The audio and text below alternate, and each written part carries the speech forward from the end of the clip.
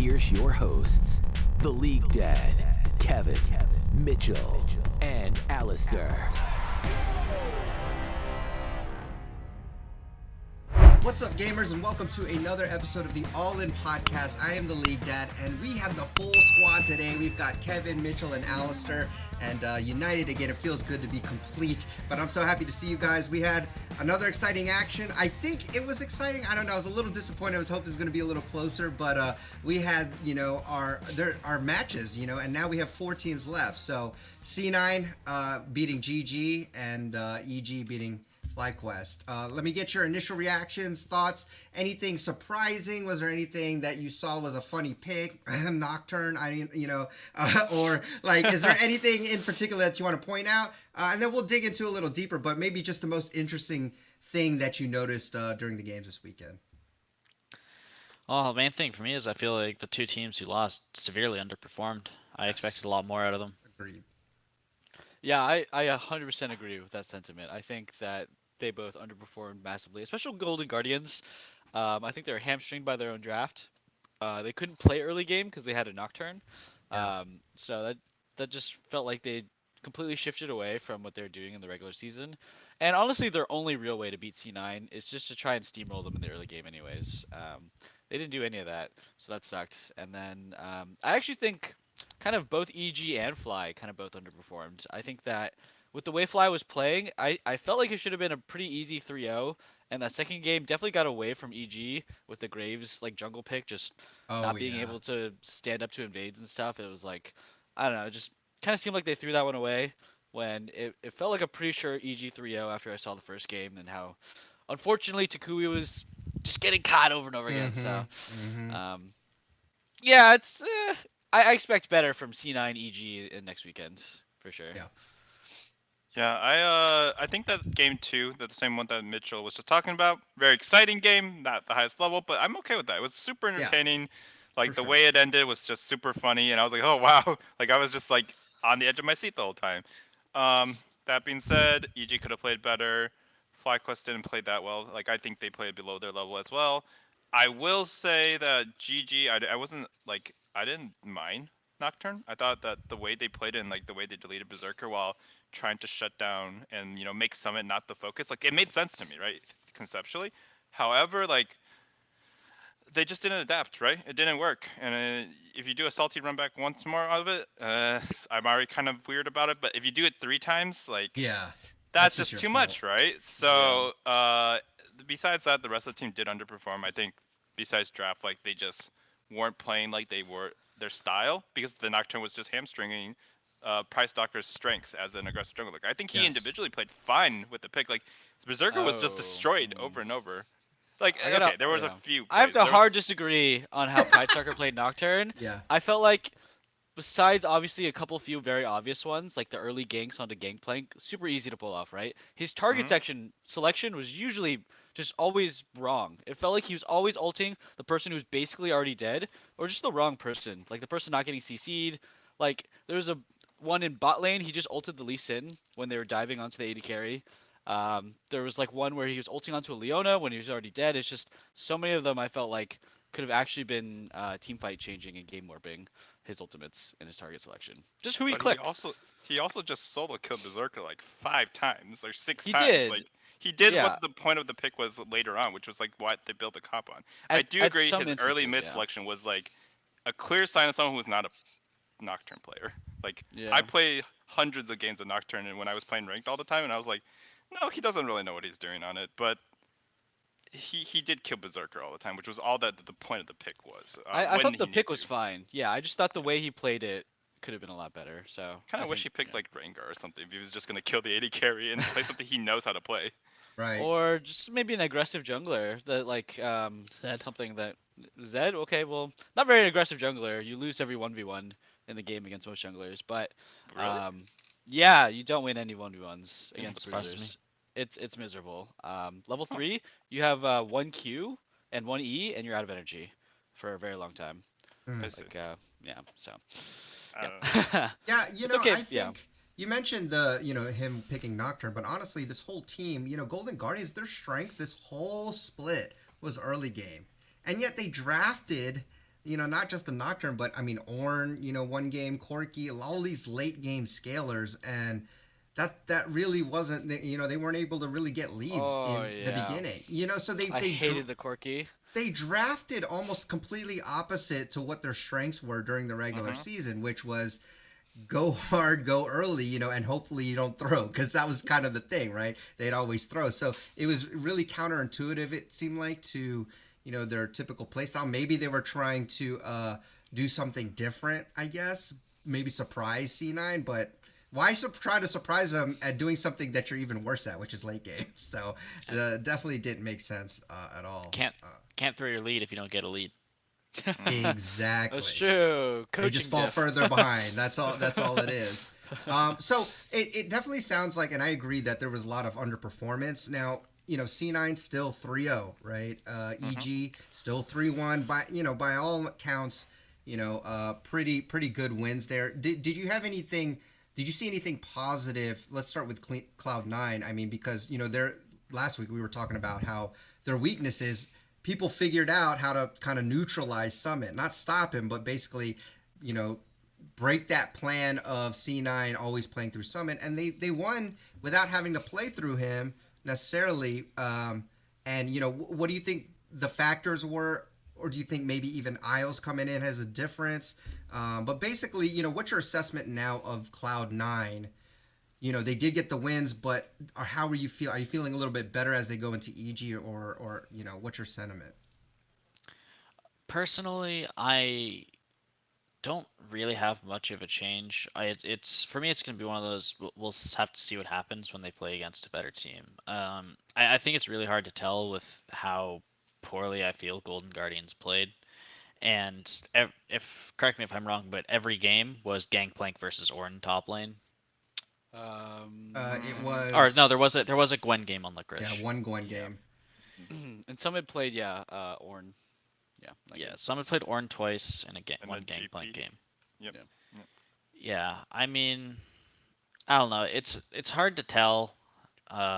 It's good to see that they don't feel pigeonholed into playing through Summit. Mm-hmm. Um, but at the same time, they were playing against a team comp who didn't really have a ton of kill pressure on the top lane, anyways. So it's kind of hard to tell for me. Yeah, I I gotta say, I actually felt worse about certain aspects of C9 and better. I think I feel a lot better about Summit. He showed he actually is mechanically pretty good at GP. Yeah. I wouldn't say he's like a Solar Baka, like best GP in the world, blah blah blah, clickbait, but he was pretty good at the champion. So that's actually good for Cloud9 coming into uh, future series. I thought his Ornn was actually decent too in team fighting. His laning was a little sus at times. It felt like, I mean, he didn't die, but I don't know. I just felt like when I watched his laning that Licorice was getting the better of trades in like weird spots.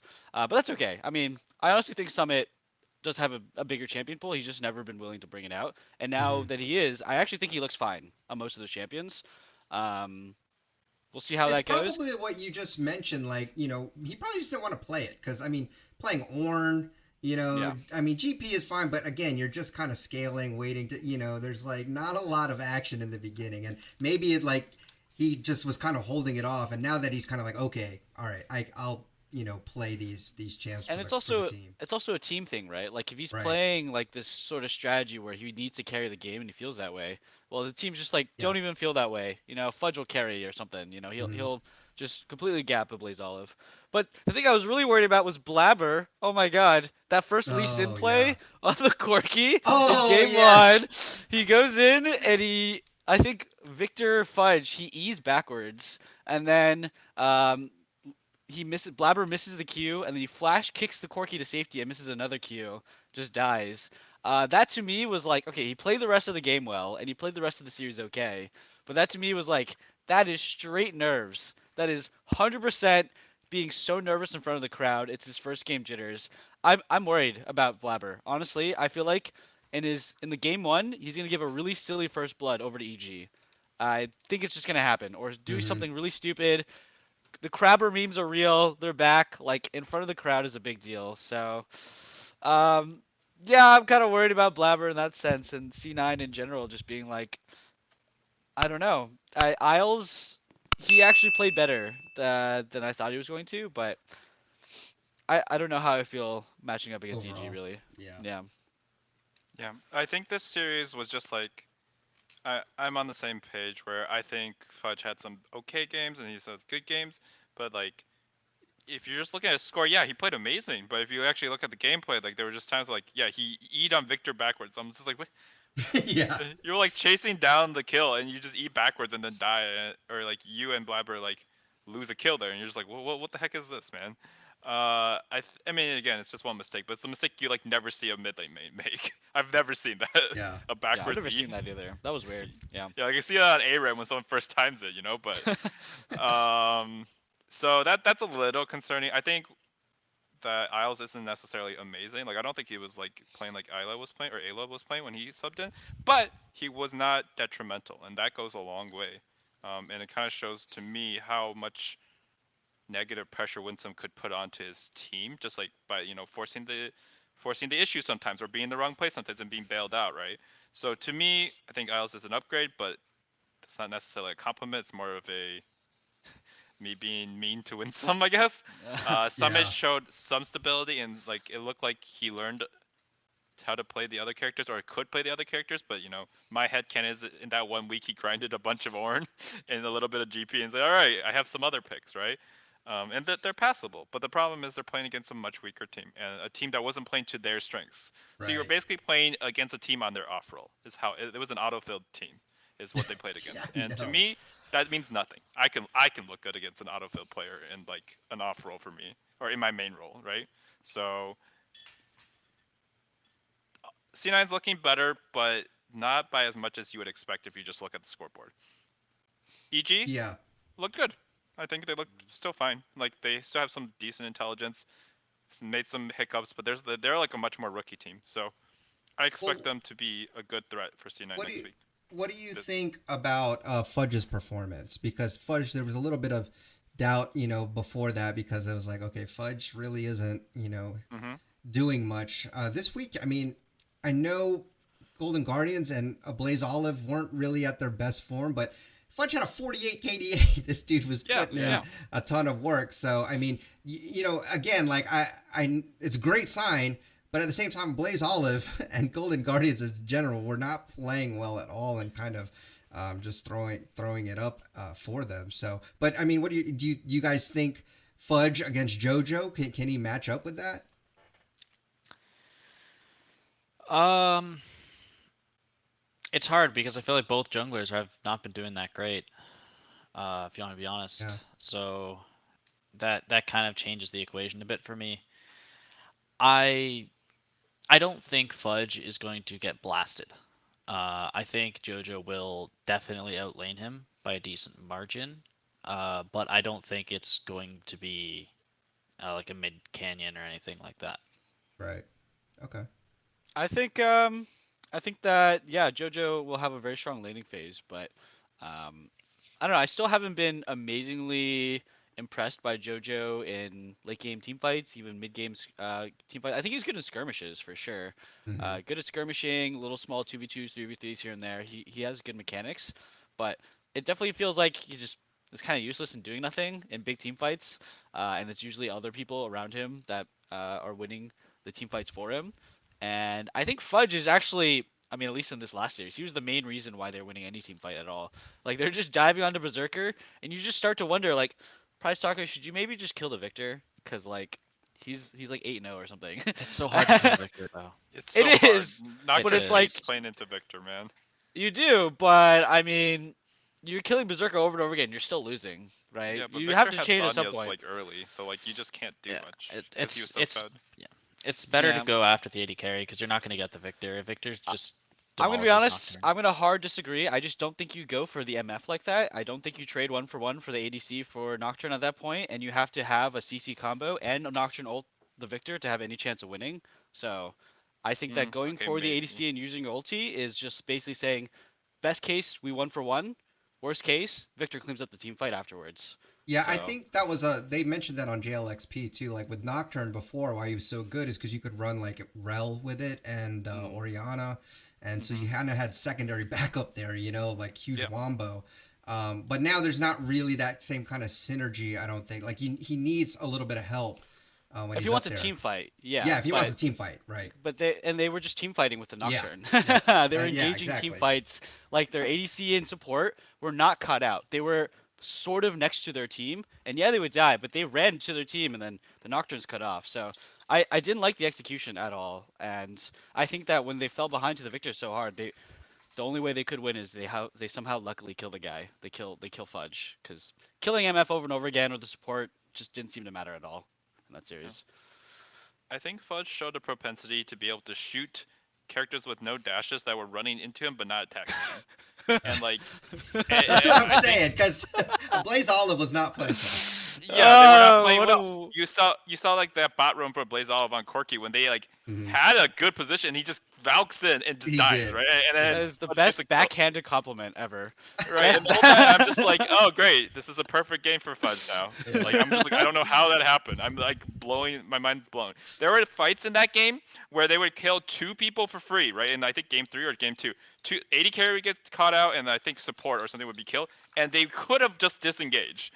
Or at least like lost 1 in disengage and for 2 for 1. No, they decided to take the fight and then they lose 3v5 because all their spells are down and all of their big stuff is down, and then they like lose 4 like the fight 4 for 1 or something, or 4 for 3. And I'm just like, how do you just do you not know what your cooldowns do? Like, what does Nocturne do after he blows his ult? And Victor is like 8-0 right now. The answer is nothing. So a lot of it was just Golden Guardians running into him. Now I'm not gonna disparage someone for catching the ball that's thrown at them, right? So he can do that, and I think he's not winsome, so he's still in like the top 4, top 5. But against JoJo, in my opinion of JoJo went up a lot in the last 2 weeks. I think I finally understand why he was getting picked over Jizuke. I think his laning leads are very good. His Yep. skirmishing is like top 2 of the mid laners here.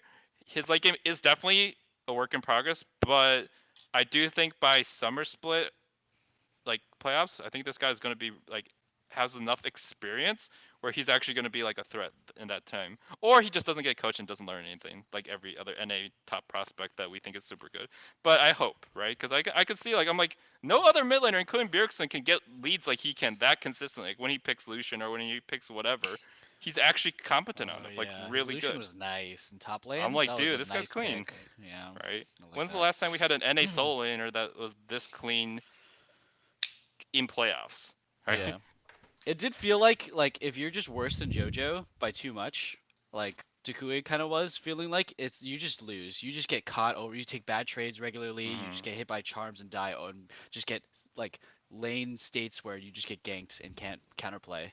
It really feels like he's super oppressive in his laning phase, which is pretty exciting.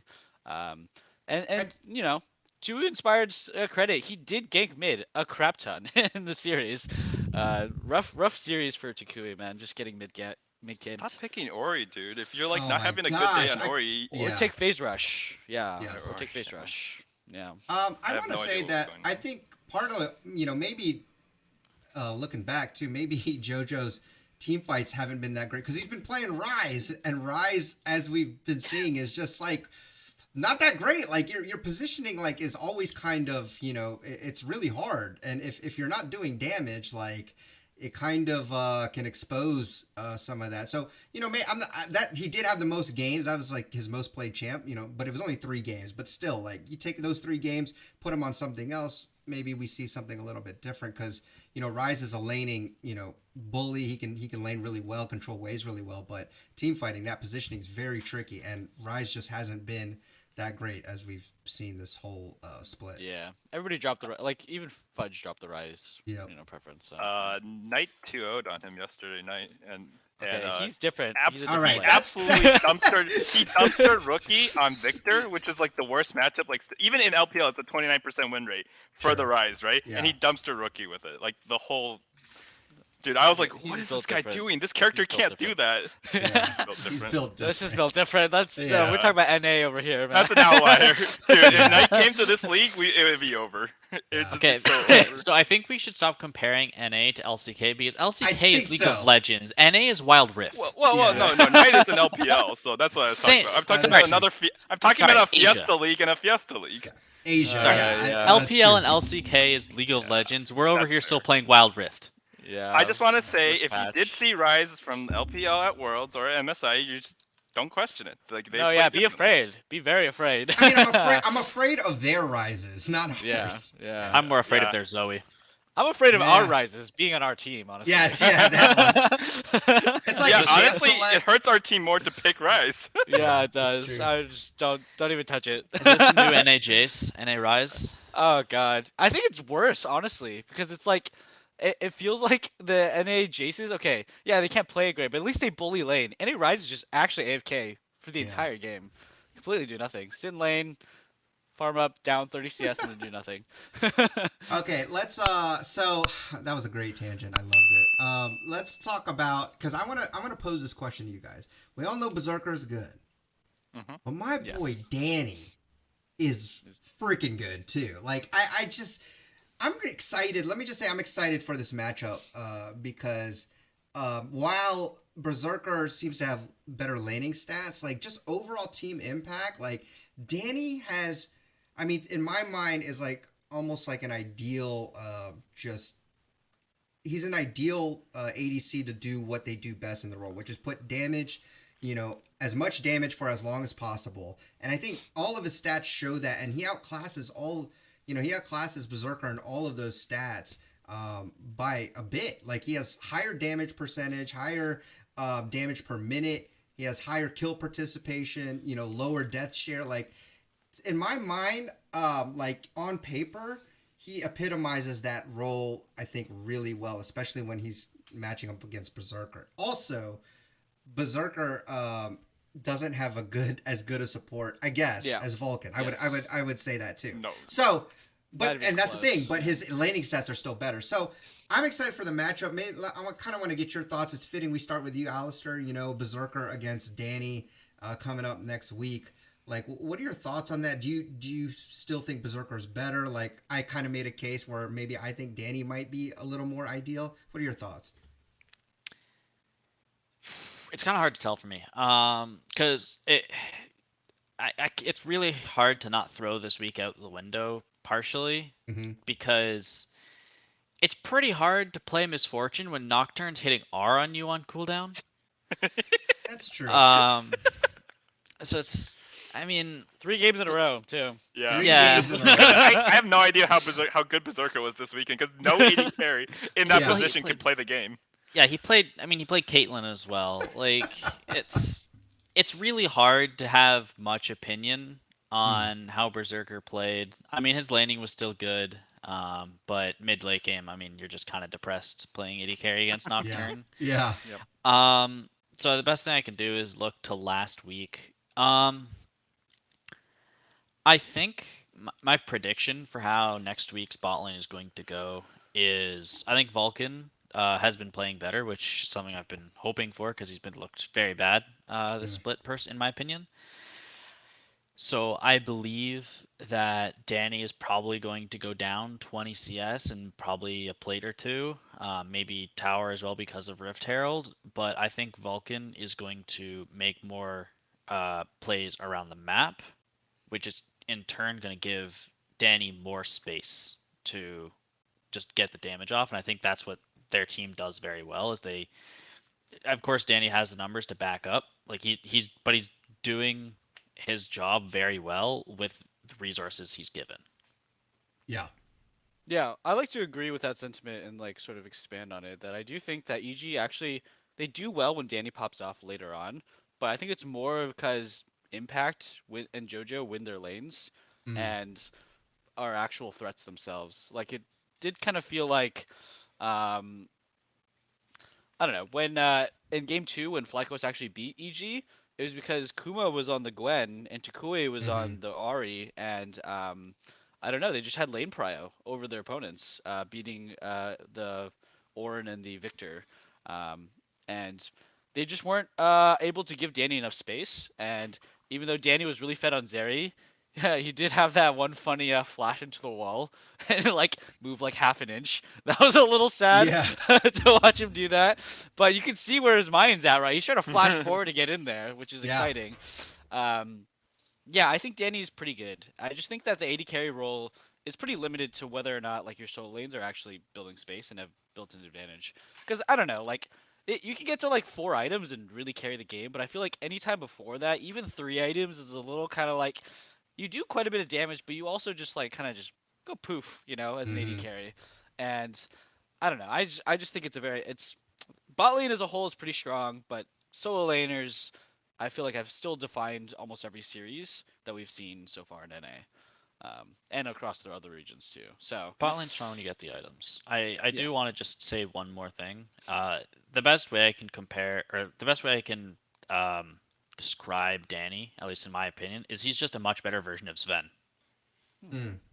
They feel like I feel like they both kind of fill the same role, but Danny's more reliable. And when my biggest knock on Sven was he does his job well, but you're not gonna get more than what's required of him. He's not going to go out of his way to try and make these plays, and we've seen that Danny has with that, oh yeah, that Tristana play last year. Like and he's had multiple just this year too, where he no, just exactly. actually That's goes just the out first one all that I out with thought it. of. But Yeah, yeah, it's like he just feels to me like he's just a better version of Sven. Yeah. So for my assessment of Danny, I think he's still third or fourth, maybe behind FBI and Hansama and Berserker. The reason why it's so hard to get a read on Berserker is like even if you invalidate last weekend, which makes sense, right? Because he was just being nocturned most of the time. The weekend before he was also being griefed by his top laner. Anyone who's ever played AD carry is just like my top laner went 225 in like That's 3 true. games, Yeah. right? You just can't Like play the game. how am I supposed to do anything as an AD carry? And he still did something on that one Zeri game. He made that huge play, and they almost won the game. Like yes, they lost that game, but it was by no fault of Beserker. I think Beserker is crazy. I think he's really good, but it's hard to tell if he has stage nerves or if his team is just like griefing him the whole time, right? Yeah. So I can't get a read on him because unfortunately he has not been allowed to play the game for the last 6 games, and it's I kind of forgot about tilting to that. watch. Yeah, point. it's a little tilting to watch. Honestly, if anything, C9, if they were more confident, more stable, they should have literally like dragged out to game 4 with GGS just to get more stage time for Berserker, so he could actually play the game. That being said, Danny has proven he can play in playoffs and he can play clutch in playoffs, which is something that like notoriously like Zen cannot do. Like Danny is like a more stable tactical to me, where tactical can also make insane plays, right? Like he has done it multiple times in his career, but his lows are so much lower, while Danny has way fewer of those games, right? Every AD carry, no matter how good you are, has made like boneheaded like plays, right? Because it's the nature of the role. When you're a top lane main and you make a bonehead play on a bruiser or a tank, no one's gonna notice. You just keep tanking. You're like, LOL. But on an AD carry, you just look awful when you do that. So it happens to even like Uzi or Deft or anybody, any top AD carry ever. Guma has tons of those games, but Carrier is so good, right? So like he's fine. And like so what all I have to say is I don't think Berserker should lose points.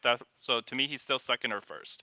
But Danny can show up on the day, and we have no idea if Berserker can show up. His last 6 games have been super tilted. Yeah, that's right. Okay. They haven't even been games for him, bro. Yeah, like, he hasn't really played the game at all. Nocturne are, and then the previous series, his top laner goes 2-17. Like, I'd be so mad, bro.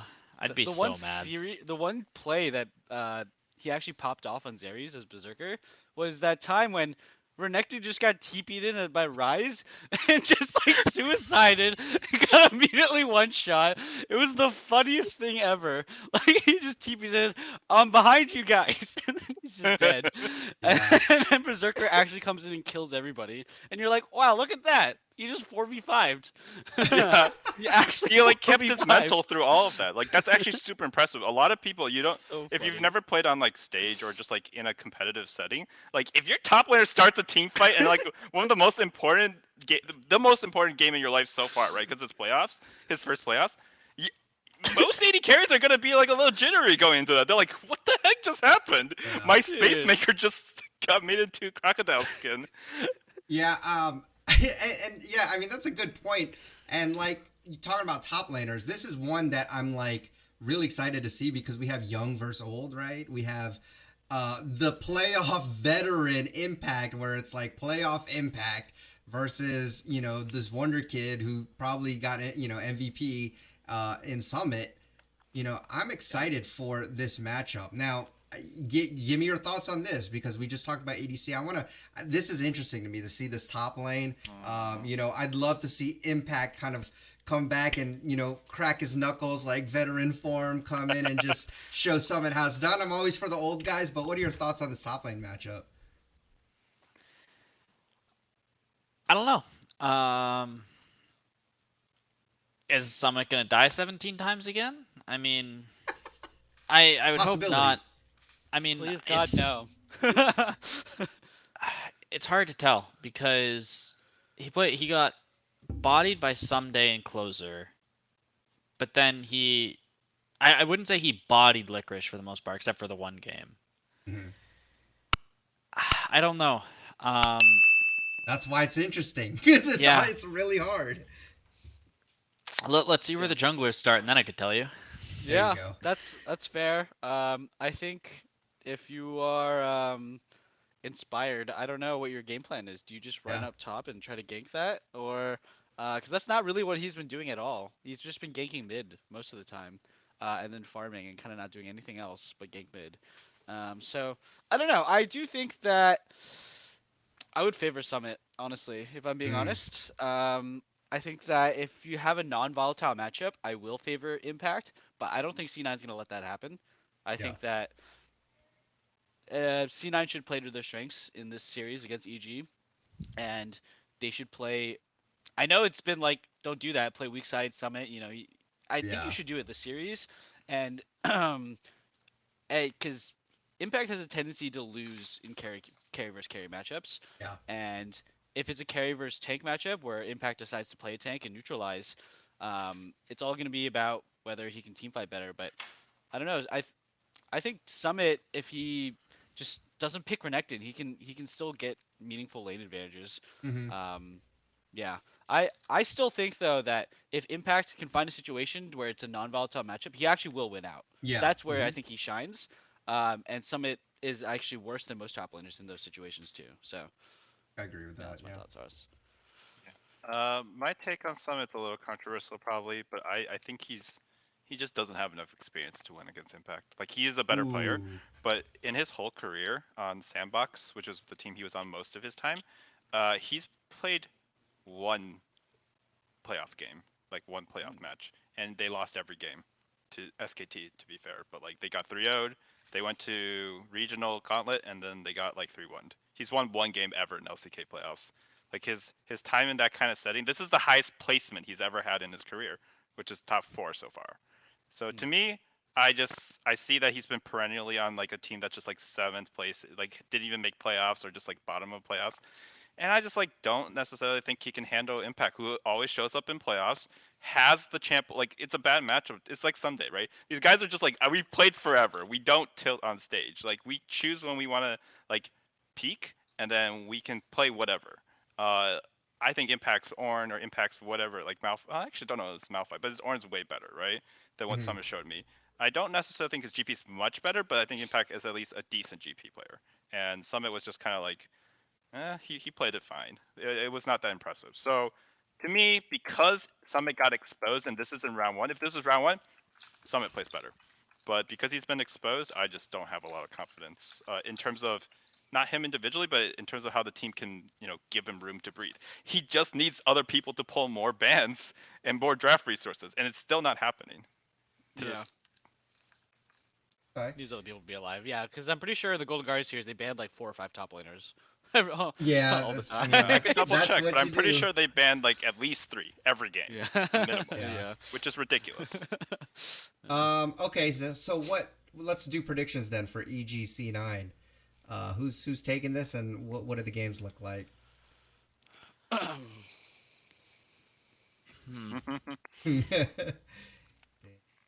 right, you know what? 3-2 EG.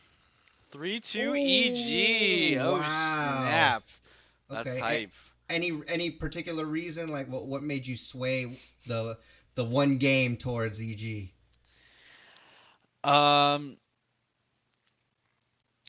I don't know. Honestly, coin flip. I mean, That's his answer for tonight. I don't know. Just I don't know, feeling. man. I guess part of it is I just assume most people are gonna say Cloud9, so I'll just be the guy who says There EG. you go. Okay, I don't that's know. good. He's the contrarian. Gotcha. Sure. Well, the Yeah, that'll be my role contrarian, here. yes. I just I'm want to say, I'm gonna double down. I'm gonna say it's a reverse sweep. wow, Oh! EG reverse sweep. Oh my goodness. Bring If up there the was something top at esports. stake, like Spoilers. that would make that really, because anybody can make a crazy take. But what if Yeah. there was something at risk? Would you still take that? Like if we were to bet money on this thing. Bro, I'm not putting money on this match. Are Okay, you kidding me? I just wanted to see how actually serious you were about that. Okay, I got you. Okay, all right. What about you, Mitchell? All right. So what is this? C9 versus EG. I honestly just don't care about this matchup at all.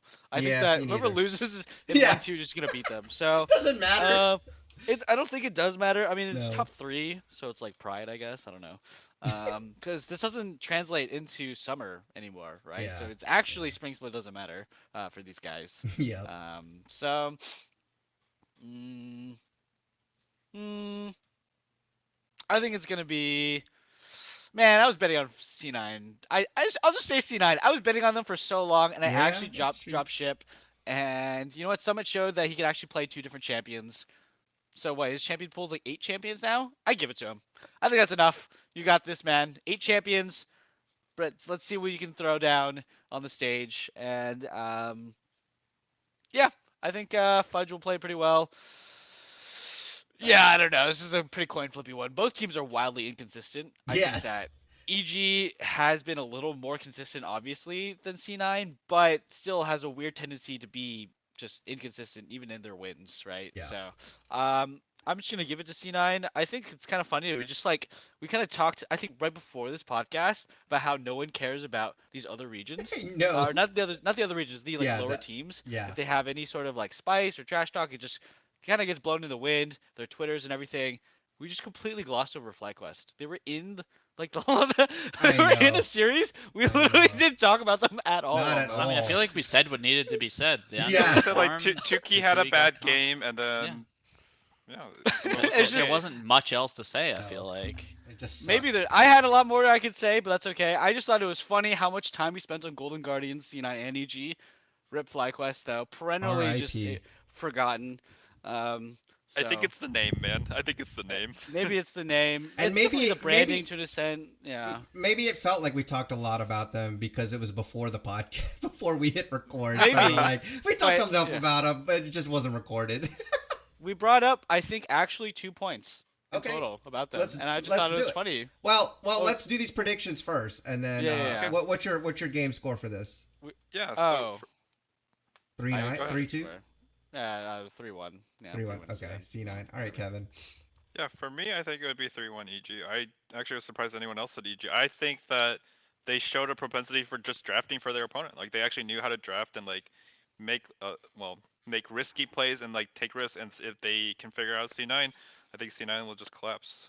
The only thing that makes me concerned is Inspired. I remember what happened with Rogue in playoffs last year, and that I still can't forget that. And the fact that he hasn't been on all cylinders yet makes me feel like maybe it just won't happen. Maybe this is just his playoff level or stage level, right? So that's worrying, but I think there are just more signs of life on EG. One team 3-0 to one team 3-1, but those were not the same games. Yeah. Yeah, I would like to actually comment on the drafting and Inspired, and something that I think he did do well. And it has to do with FlyQuest, and this is just my point, is that we never actually saw Jose Diodo on his signature Viego the entire series. And it was because of this Volibear pick. So actually, if you look back last week, I'm pretty sure EG banned Volibear almost every single game against Santorin. I think only in game 5 they didn't, maybe? I'm struggle to remember, but it was almost every game. And then in the next series, EG had 0 prio on Volibear, actually. And FlyQuest prioed a lot. They banned it twice, and then they played it twice. But they always were early picking the Volibear or picking into Jinx Tom Kench, which is just impossible to gank. I mean, I was Hmm. watching the co-stream. Double Lips was basically saying like, this is just impossible for Volibear to really do anything in this lane. You can't jump on the Jinx ever, um, especially if she takes cleanse. And I thought that it was actually really smart for EG to adapt and just not care about Volibear at all. And another reason why I thought that was interesting is that Volibear has an incredibly good matchup into Viego. Viego can never touch anything that Volibear is near. So you never Hmm. saw an early pick Viego from Jose Diodo if Volibear was up. Otherwise, EG banned it. And I thought it was interesting that in game four, um, Inspired picked Viego anyways after Volibear was picked, but it was a super late pick, and it was after the draft was already seen. And even though the 1v1 matchup wasn't great for Viego, the team comp was actually built to just handle Volibear super well, and I thought that the Viego was actually great there. So I do think that Jose Diodo kind of got mind gamed in the jungle draft meta. And it was good by Inspired. It was good by EG. I don't know who I give credit. Is it Peter Dunn? Is it Inspired? I don't know, but I thought it was really Yeah. clever.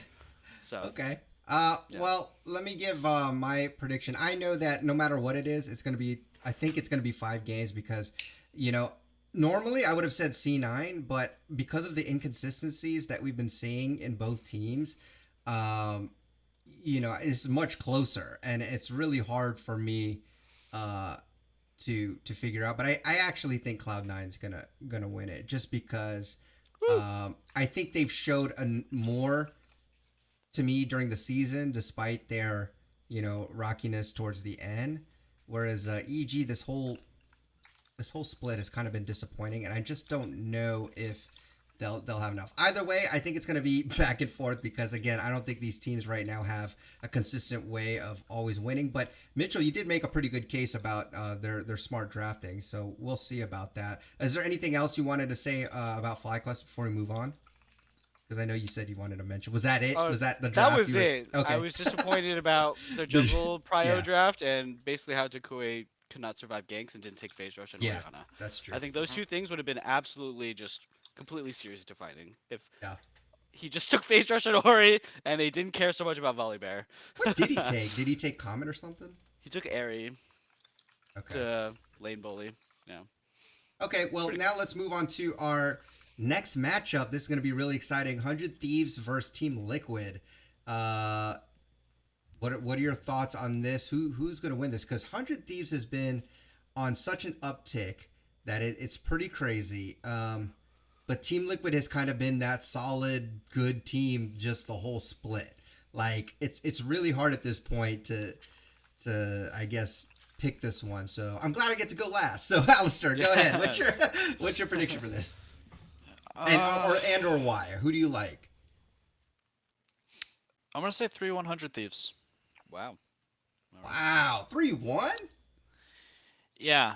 Um, my main reason is we've seen last week how good 100 Thieves can be at punishing the top side of the map.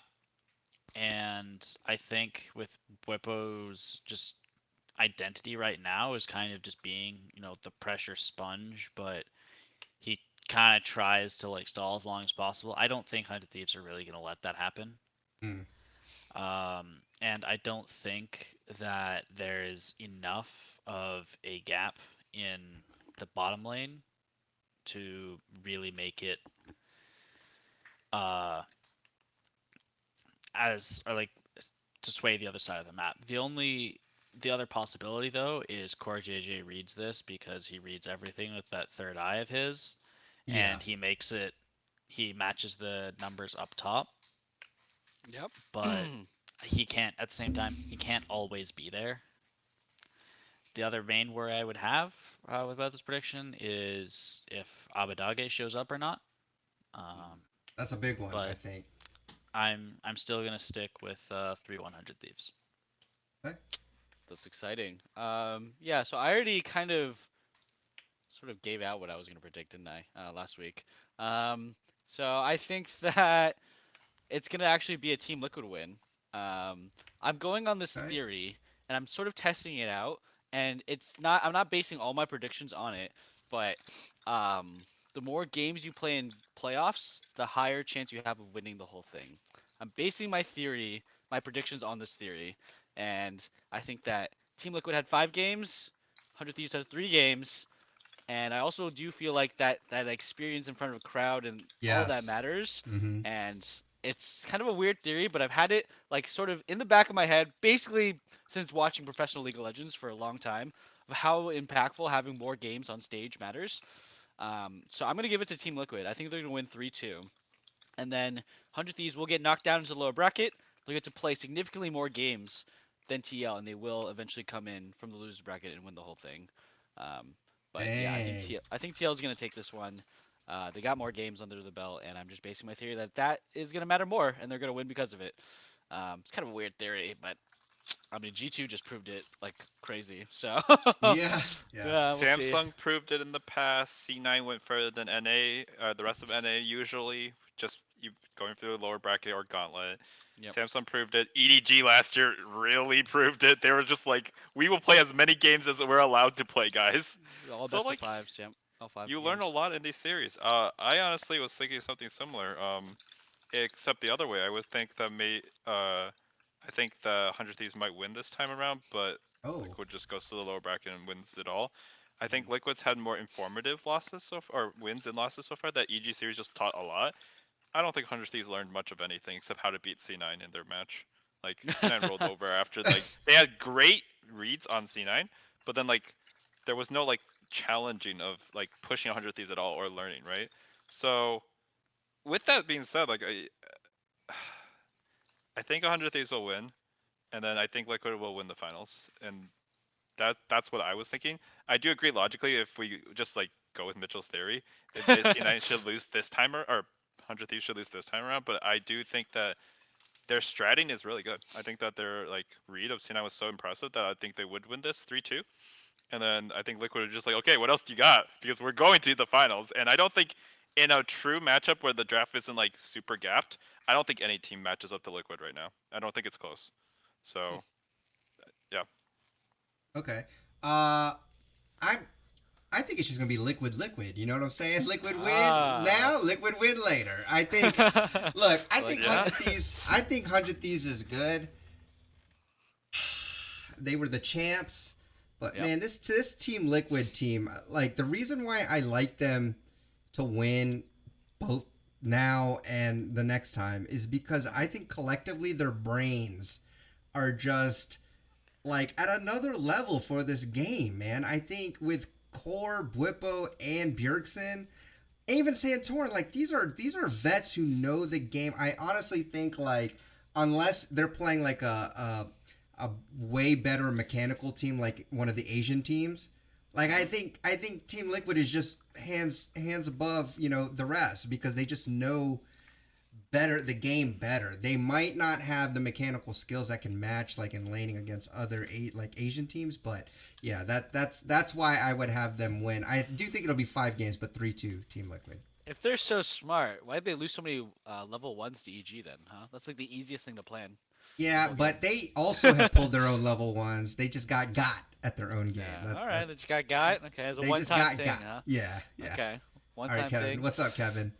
I I think that Liquid on a player by player basis, like if you just look at the balance of the team, the amount of brain and veteranship on this team, I think they're like legitimately like top five at Worlds. They would be like in the top five, top four in terms of on paper. However, I also think that like it's pretty obvious that this team is just playing under par in terms of like Mm-hmm. I don't even think their drafts are bad. I think in terms of just like the stratting and like the actual play, I think Core is like insane on an individual level, but the coordination and the cleanliness, like the liquid throw train, like is just so common this season. And like just like looking back at some games this season or even the playoffs, I'm just like, there's just so much raw talent that they're just gonna win, like a lot more than they will lose, right? Unless the other team is so much more prepared, like that EG series. But like you saw Game Five, like that EG series at Game Five, like that draft could win. But that draft, what that draft said to me was, we have to all in, or there's no way we beat these guys in a fair fight. And so, Yeah. and because there's EG's not stupid. Like there was a lot of brain power in all the drafts up to that point too. There's no way they would have picked that if they didn't think they had to do like something really risky, right? Um, I think that Liquid's still just underperforming a lot. I think that I they think so will too, scale actually. up, but I think they're underperforming. Like that, this team to me, like after seeing what happened with Winsome, right? I think this team power for Yeah. pound is just way too high Oh, compared to even C9, who's like maybe second place in terms of raw performance. Maybe if FBI and Huhi are good again, like number one, then I think they're close pound for pound. But Abadage is also not showing up as much as he could be. So I think Liquid's just like world class. Yeah. If they actually had the synergy. Yep, I agree. And that's what I'm saying. Like, I think that's why I think they'll win now. I think they'll win later. I don't think every game will look clean. It might be ugly, but I just think that they're just too smart. I think they're and the veteranship and the crowd. You know, I mean, FBI's they're not rookies either, but I just think that the caliber is just on a different level. That's all. I personally think 100 Thieves is an incredibly intelligent team. Compared to other iterations of 100 Thieves, this is one of the smartest ones we've seen in a long time, and that they actually prepare so crazy well. If you guys don't remember, last year in summer finals and in beating C9, they were incredibly prepared. All of their level ones up to like freaking 10-15 minutes felt like it was perfectly planned out. And that's kind of like a Reaper thing, right? Reaper's been, I feel like, known for that in C9, just having incredibly meticulously planned out early games. And their draft is actually really insane too.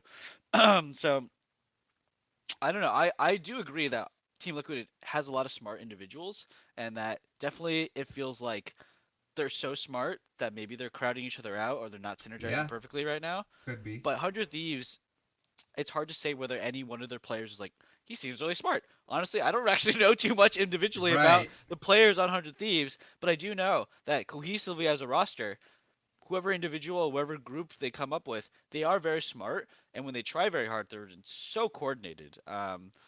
It feels like when 100 Thieves is peaking and trying, that I do think they're just like the best team, one of the best teams NA has seen in a long time. Like, yeah, I think that key word there was trying, because this regular season we could tell there were times they were not trying at all.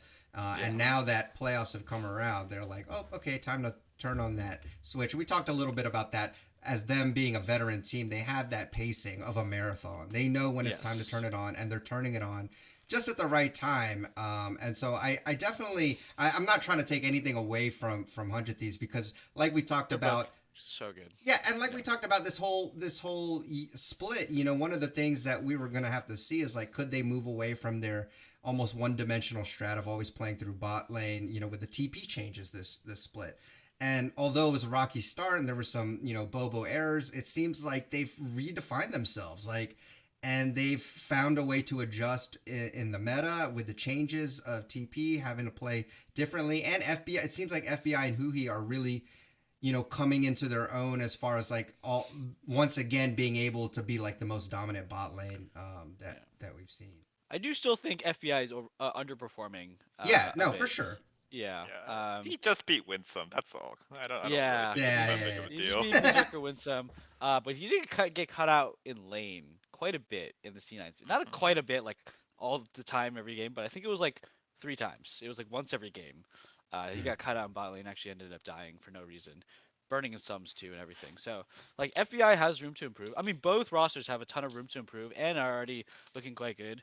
I mean, regardless of what happens, guys, and whoever we send to MSI, if it's 100 Thieves or TL, or if one of the teams manages to beat them, then that's even crazier, right? Yeah. I think it's pretty exciting because, like, I think you can just kind of objectively look at how 100 Thieves play some of the games and how TL plays some of the games that, wow, this is like some really impressive stuff. This is cool. This is good. Like, it's not like, oh, this is great for NA, but internationally, right? Like, I actually think, like, disregarding lane matchups and individual trading and raw mechanics, the way we draft and the way we play is pretty solid. And we have enough variance that we're not pigeonholed into copying Korean playstyles, right? I feel like we actually are malleable now. We have malleable players with the Summit roles. Special. Is the Shy building this? Is the Shy playing this? Then I'm not playing it. If he's not doing it. Oh, well, I mean, that's good, because, I mean, let's look ahead a little bit, just a little bit, teaser for MSI, because, you know, we have a couple of regions locked in with, you know, G2 with their incredible miracle run. I think they went like 12-0 their last, you know, how many ever games? Exactly 12 that. games.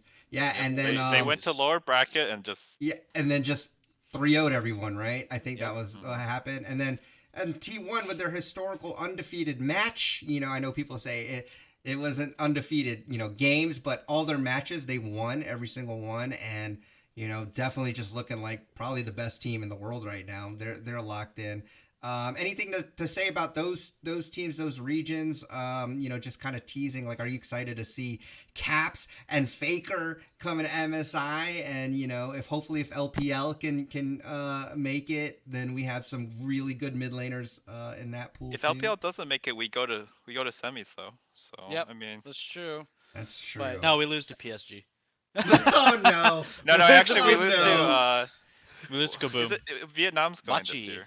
They Vietnam's are? finally going, right? Oh, that's good. So- I mean, Gigabyte Marines then. Sorry. Actually, we lose to G2's Gigabyte in trouble. That's the reason. G2, yeah.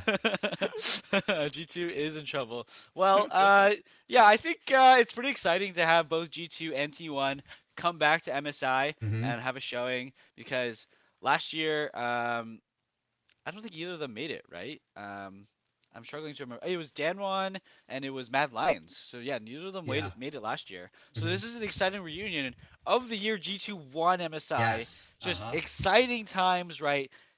Obviously, though, T1 Faker's team's looking a little bit better than last time. Real good. Yeah. And it's hard to say whether G2's team looks any better than that roster, right? You could argue it's better in some aspects, but it's like kind of a wish-wash of whether that old G2 roster is better than this G2 roster. So I mean, it's gonna be hard not to favor T1 in this sort of matchup, but it is very exciting. And I think that the crowd has Oh, revived yes. Claps. Because how badly has Craps, whatever, been playing for the Craps, last yeah. couple of years? Uh-huh. I think they brought it up on the JLXP. It's a great point that some players come alive with the crowd. I would Absolutely. love to see these two guys square off in front of a crowd and see what happens because, I mean, Caps is just another freaking.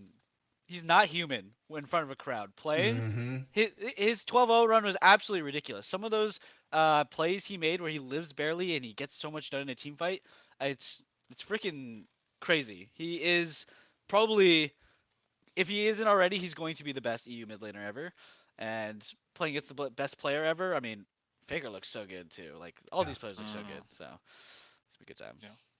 I think on the G2 story, it's really exciting because there's Jankos was looking good. He was just like pretty much just dumpstering the other junglers in a majority of his games, right? And then Caps is finally back, which is great. And like super exciting because it's just been a while since we've had like that, superstar mid laner from from the West region like going.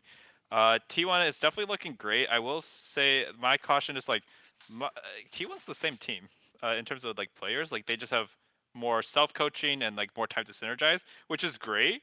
But in my mind, I was like, the Damwon's not there anymore. Like they're just so weak, right? So like to me, is it last year they brought Damwon to 3-2, right? And they were clearly like third place or second place in the world, depending on who you asked.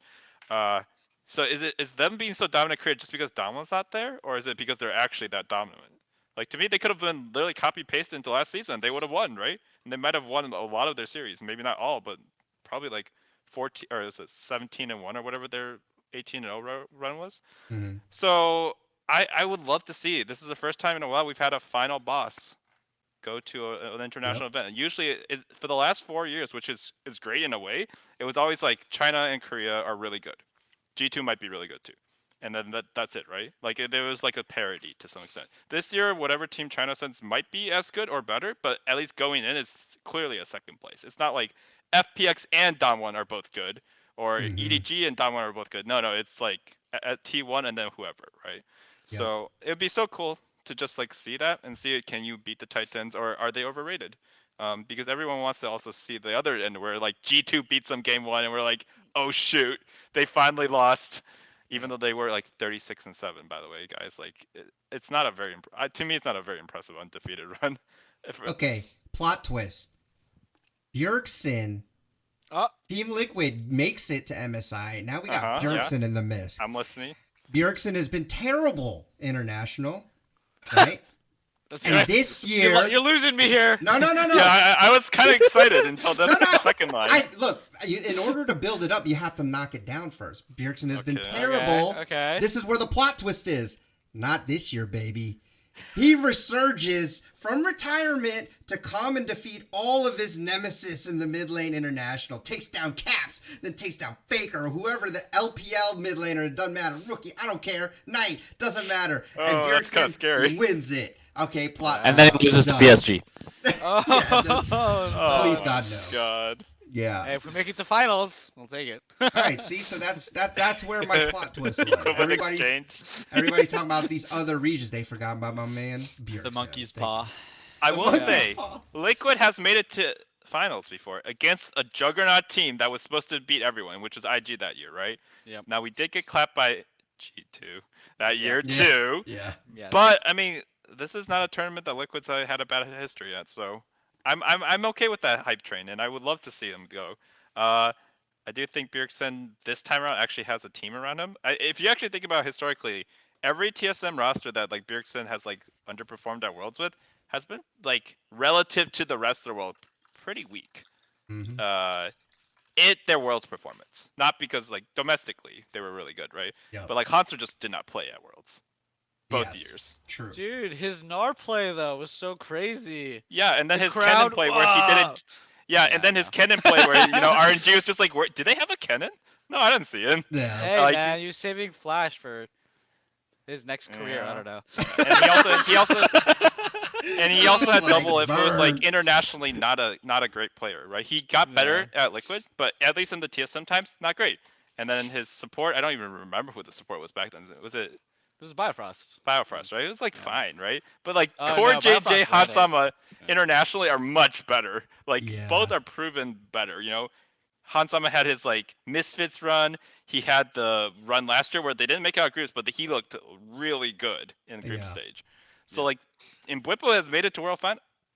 He has made it to World Finals before. So like, Yes, there you go. this roster, other than Santorin, has like all just like done so much more than anything that Bjergsen's been surrounded with, and Bjergsen does not have to carry, right? That's true. So Yeah, I'm I'm loving it. totally I'm happy ready. with him going if he can go. That's what I'm I talking mean, about. I think if you bring back the previous MSI run where Team Liquid made it to finals, that was one where it was less about one team being better than the other straight up, and more it felt matchup dependent. Like it did feel like IG just for some reason, even though they could probably beat T1, SKT, and G2, would just lose to Team Liquid. Weird matchup thing. Just Yeah. Impact was just like, I don't die, no top die at all. Like no top Yeah. die at all. Shy, greatest top laner of all time. Yeah, I'm No not top gonna- die. Just nothing's gonna happen up here. Yeah. I'm gonna play Nico, or we're gonna head over to team fighting. And then G2 is like, doesn't matter how much worse the Shy plays, they just will never beat IG, but they'll beat everybody else. They'll beat SKT, which Team Liquid is never gonna beat, right? If the matchup in semifinals was reversed, it was gonna be Korea versus China in the finals for sure. So, if we get lucky and get a good matchup, I don't see why we can't make it to the finals again, especially if LPL doesn't make it because of COVID concerns. Yeah. Right? Especially. I think that like we have a really good chance of making it to finals and maybe even winning if LPL doesn't go. Like we could just get lucky, like we That'd did be last year crazy. or that one time. Yeah, Let's no, just do for it. sure. Let's just get lucky, guys.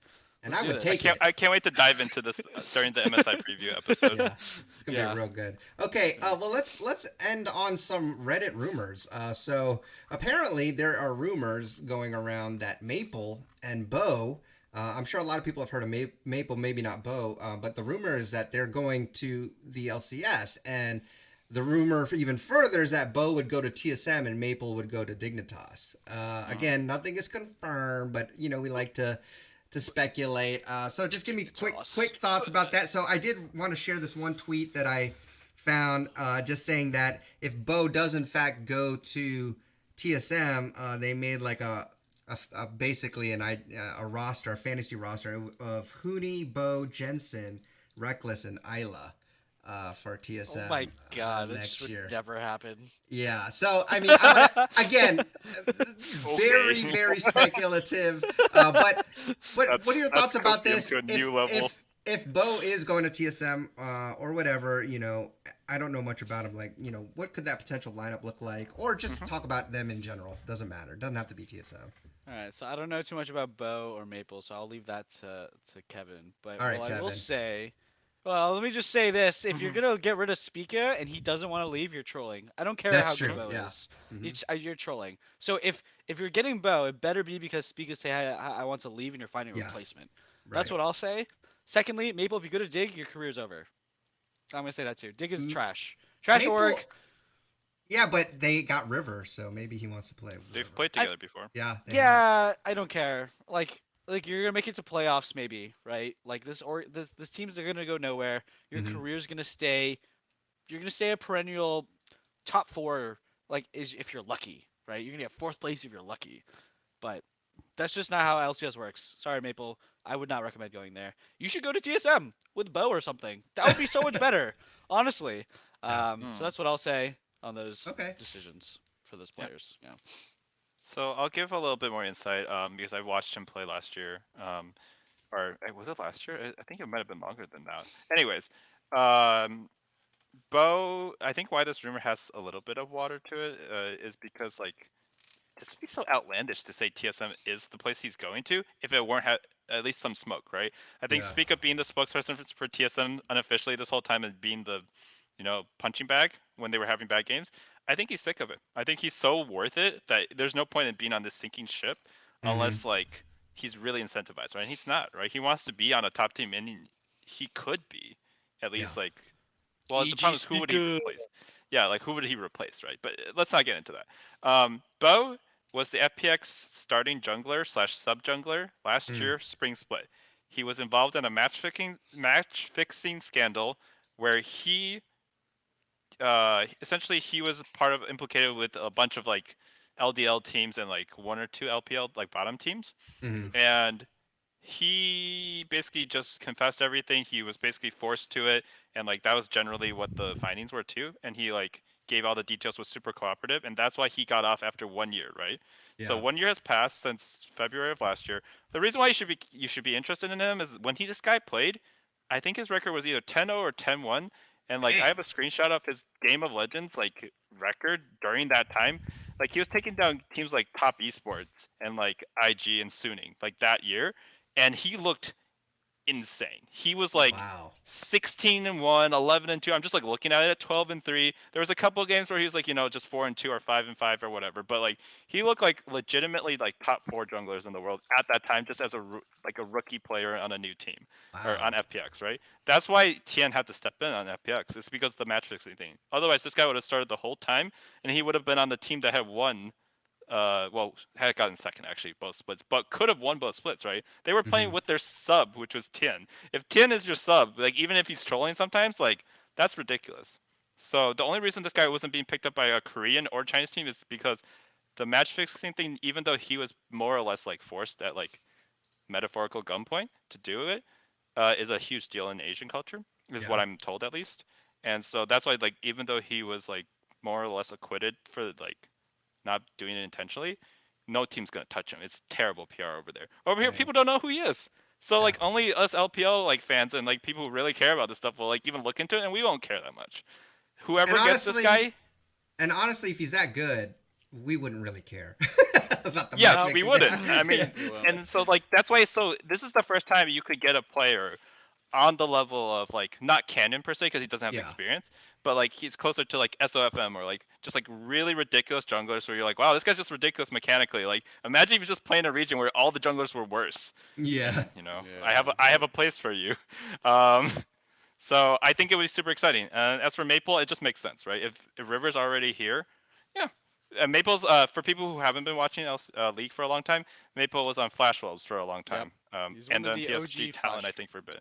He's one of the OGs, right? He's one of the best. Like he was like the Faker killer before it became popular, because he actually like got a solo kill on Faker and like generally did well against Korean teams in T1. So he's not that good anymore. He's still good. Like he would still be decent. Like he'd basically be River, but a mid laner is my how I Yeah. see it. Yeah. So he might fit on Dignitas. It might just Yeah, be his exactly. best That's what I'm option. I saying. don't Yeah. know. That's Okay. what I got for you guys. He might fit well and look well, but right, like as long as you have Fake God, I don't see you ever Oh, breaking out of no. I top mean, four. I'm they're just being allowed to honest. make more than one substitution. If they get rid of Okay. Fake That's God true. and And put if you, Maple in mid lane, it's not bad to me. then I'll buy in. But as far as I Yeah, know, Fake yeah. God is Yeah. starting next split. I just have no faith. What if they Um, put Faker there and then Fake God in top lane to balance it out? Oh my well, god. okay, that is enough. That would be That enough to that be that would like, be enough to move the all right, needle, though. Faker, yeah, Yeah. Faker could do it. But when it comes to TSM though, right, and like Bo, God, man, your career's gonna die there. Like TSM is the talent suppression machine for a reason. Hmm. They murder their junglers. Do you know how long it took for Santorin to actually come back in the scene after being a jungler in TSM? Took him like Yeah. 3-4 years to actually be a Yeah. good jungler again. Like Oh. it was crazy. So I'm nervous for Bo, and actually I'm gonna be even more tilted for Bo if he has to play with Tactical and Hootie. I'm just be like, this guy's gonna freaking rage quit and leave. Yeah. Like I don't know, he's young. He's used to playing with Doinby and Nuggery. He's got It's a he's big got difference. Hooney.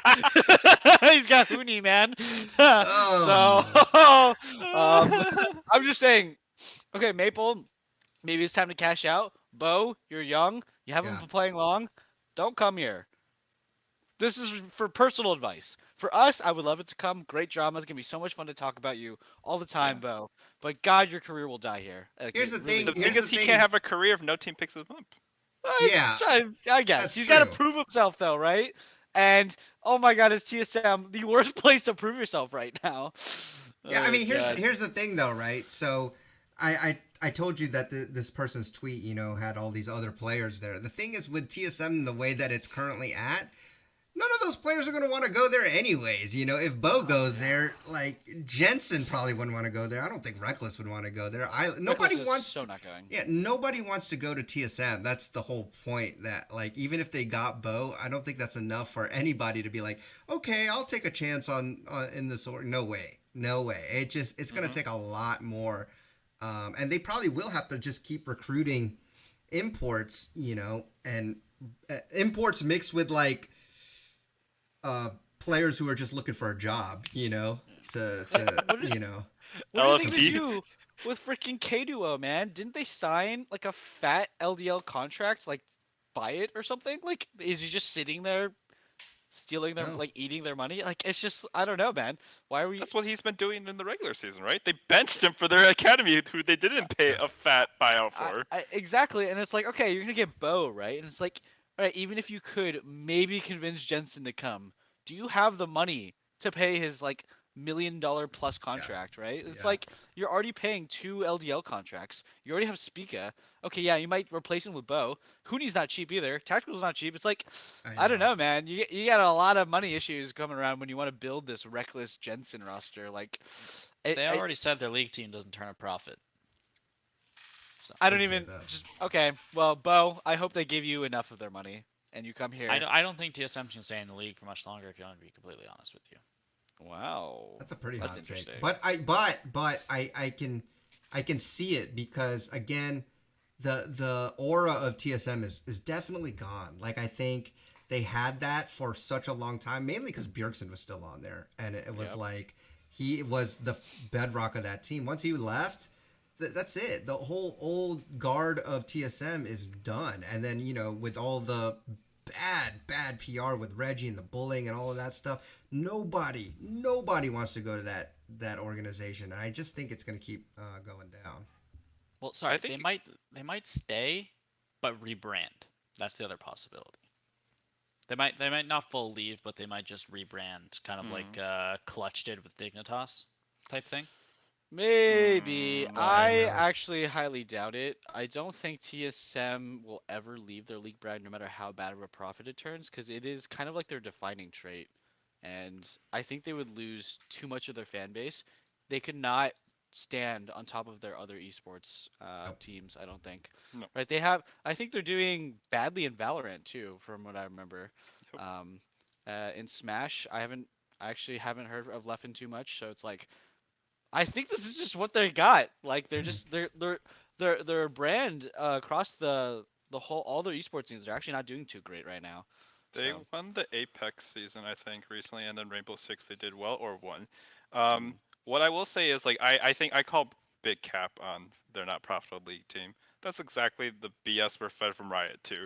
Riot puts Yeah. Riot puts the KDA concert or the KDA like advertisement at the beginning of Worlds. Do you know how much money they're making from esports in terms of people buying skins from their like idols who are playing them or just like seeing cool content? Like it's an advertisement. Why do you think TSM can buy top teams in other games?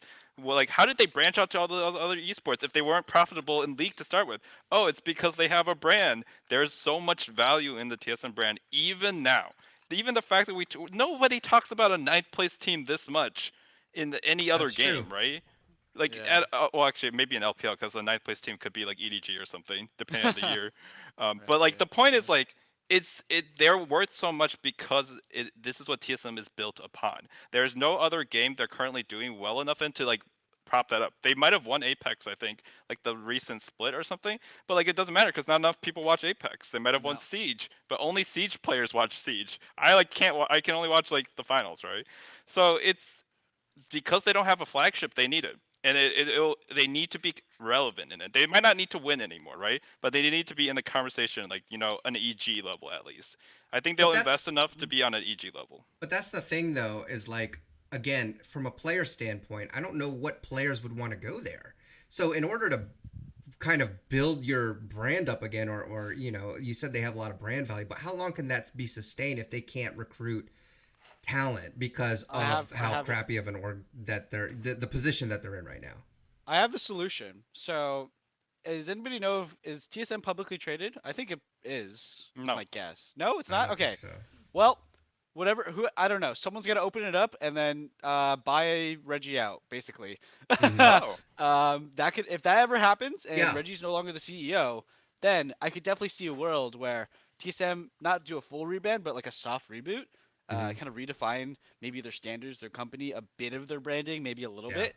That could be a great fresh new start because right now Reggie carries so much of the why we hate TSM, Yes. and it's just like maybe that's just the only option. And I wouldn't be surprised if Reggie himself, as a businessman, also sees that as the only avenue. If they also continue to tank in summer, that could be a very that could be an option, right? Reggie Yeah. decides to cash out and no longer be CEO. He could just go the way of Hotshot. Because as we see it, TSM is sinking in all their esports, and if they lose their league identity, their company is gone. And Reggie, I think, is not gonna let that happen. And I think Yeah. worst case scenario would be that hey, let's publicly trade and let's hope I can make some money before I get kicked out of TSM. Right. So Yeah. No, I think that makes sense again because we talked about this old guard of TSM, like with Lena and Parth and Double Lift, all of them lead. Like it really kind of puts that final stamp of this is now an official like grown up company. You know what I mean? Like, and if Reggie is gone, that kind of will put the final nail. Like this is now run by business people and no longer true. just video gamers who built an org. A That'll little hurt bit, it too. a little Yeah. bit sad, but I can kind of see how that would make sense just from a like making money standpoint. Like you have to And do just like something. staying in the league and like Yeah, being staying able in the to league. like Yeah, bring players over, right? Like, because if you yeah. kick Reggie out, I bet you a lot more players are gonna be okay with coming True. to TSM. Yep. And you know what? That's totally why FlyQuest is not a thing, right? They're not. I don't see them as a gaming org. They really don't seem like I think their CEO. I don't even know who they are. They only talk about the environment, from what I've seen from her Their tweets. CEO is a gamer. She's been in the scene for longer than Reggie has. Whenever Or I she's see a been like in tweet, esports for Yeah. longer.